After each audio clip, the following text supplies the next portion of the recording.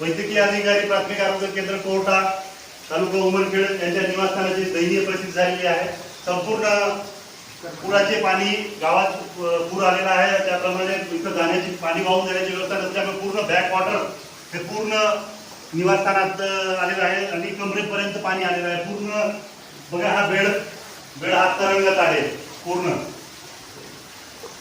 Documents पूर्ण सगळे भिजलेले आहेत, पूर्ण गादी, पूर्ण खुर्च्या, या साईडचं सगळं हे झालेलं आहे। फक्त 1 ते 1.5 तासात इतका पाऊस झालेला आहे आणि इथं पूर्ण हे झालेलं आहे।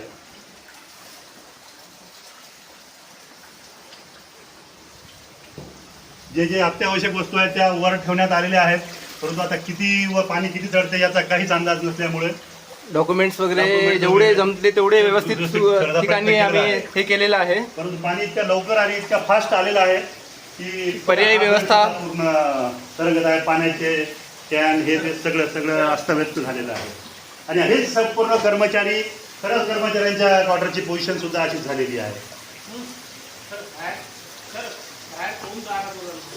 हा बाहेर जर जाणं शक्यच नाही, इतकं पाणी जमा झालेलं आहे। ते पाण्याचं कॅन घ्या बाहेर।